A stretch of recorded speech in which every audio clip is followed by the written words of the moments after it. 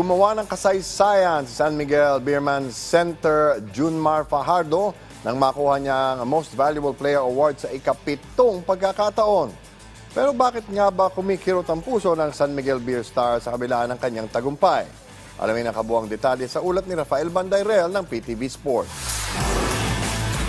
Muling pinatunayan ni Junmar Fajardo na siya ang pinakamahusay na manlalaro sa bansa. Matapos niyang mapanalunan ang 47th season PBA Most Valuable Player Award nitong linggo sa isang seremonyang idinao sa Smart Araneta Coliseum. Aminado si Fajardo na hindi siya makapaniwala sa nakamit niya dahil napakahirap umano ng pinagdaanan niyang recovery mula sa injury noong nakaraang taon. Hindi ko talaga in-expect na makakuha ko ng pang-MVP kasi nung na-injured ako. Totoo lang, hindi ko nga rin in-expect na makakabalik pa ako.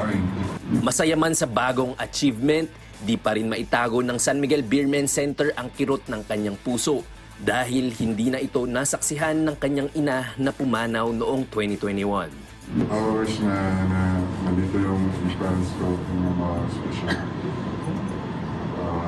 Pero alam ko, masaya siya ngayon. Masaya siya kasama si Lolo Berting, Lolo Milia, Lolo Pasio, Yabika. Andyan sila ngayon. Tinitingnan ako, ginagabayan ako, ginagaya nila ako lagi. So, para sa kanila to. Ito na ang ika-7 MVP trophy ni The Kraken na may pinakamarami sa kasaysayan ng PBA. Sumunod sa kanya sa listahan sina PBA legends Ramon Fernandez at Alvin Patrimonio na may tig-4. Bukod sa pagkakapanalo bilang MVP, kabilang din si Fajardo sa first mythical team at all-defense team ng nagdaang PBA season. Rafael Bandayrel para sa Bayan.